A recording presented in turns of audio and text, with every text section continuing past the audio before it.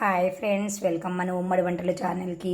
ఈరోజు నేను చూపించబోయే రెసిపీ అటుకులతో బుల్లెట్స్. అటుకులు బాగా 2 సార్లు బాగా నీళ్ళు వేసి కలిపాను.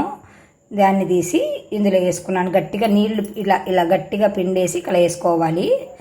2 గ్లాసులు అటుకులు అయితే ఒక పావు గ్లాసు బొంబాయి రవ్వ తీసుకోవాలి. ఈ బొంబాయి రవ్వని మిక్సీ పట్టుకోవాలి. అలాగే మీ కారానికి తగినన్ని పచ్చిమిర్చి. నా దగ్గర పుదీనా ఉంది కాబట్టి పుదీనా వేస్తున్నాను, లేకపోతే కొత్తిమీర అయినా వేసుకోవచ్చు, చాలా బాగుంటుంది టేస్ట్. ఈ అటుకులలో తగినంత సాల్ట్ వేయాలి. కొంచెము వాము ప్రతి దాంట్లో వేసుకోండి, డైజెషన్ కోసం వేస్తాను నేను. కొంచెం జీలకర్ర. ఇది మెత్తగా మిక్సీ పడతాను. ఇలా మిక్సీకి పట్టిన దాన్ని ఈ అటుకులలోనే వేసుకోవాలి. ఇప్పుడు దీంట్లో పచ్చిమిర్చిని ఇట్లా కట్ చేసుకొని పచ్చాగా వేసుకోవాలి. ఈ పచ్చిమిర్చి ముక్కల్లోనే ఈ పుదీనాను కూడా వేసుకుంటున్నాను. మరి మెత్తగా పట్టుకోవాల్సిన అవసరం లేదండి, కొంచెం పచ్చాగా వేసుకున్నా పర్లేదు. ఇలా వేసుకున్న ఈ మిశ్రమాన్ని కూడా ఇందులోనే వేసుకోవాలి. కొంచెం వంట సోడా వేసుకోవాలి. పట్టిన మిశ్రమాన్ని కూడా ఇందులోనే వేసుకొని బాగా మెత్తగా కలుపుకోవాలి. అన్నీ బాగా కలిసేట్టుగా కలుపుకోవాలి. ఈ మిశ్రమంలోనే ఒక 2 స్పూన్లు గోధుమ పిండి కానీ మైదా కానీ వేసుకోవచ్చు. నేను మైదా చాలా తగ్గించేసాను, వాడకూడదని. అందుకని గోధుమ పిండి వేసుకున్నాను. లేదంటే బియ్యం పిండి అయినా వేసుకోవచ్చు, మీ ఇష్టం అండి. మీ దగ్గర ఏది ఉంటే అది వేసుకోండి. ఇందులో కొత్తిమీర కూడా వేసుకోవచ్చు. కొత్తిమీర నా దగ్గర లేదు కాబట్టి వేయలేదు.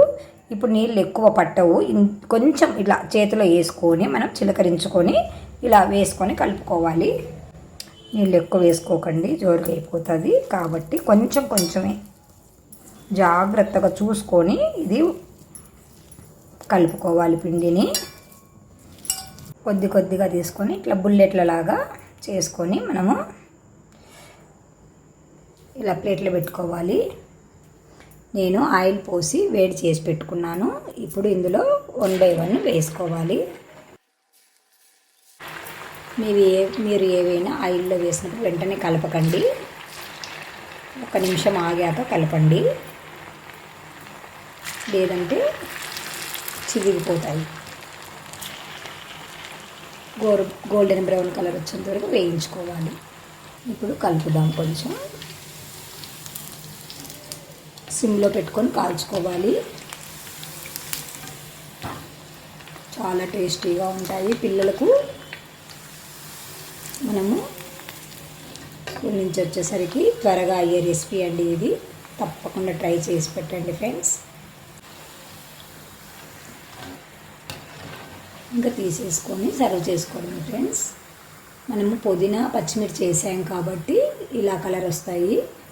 అంతే ఫ్రెండ్స్, ఎంతో సింపుల్గా ఎంతో ఈజీగా మన అటుకుల బుల్లెట్స్ రెడీ అయిపోయాయి.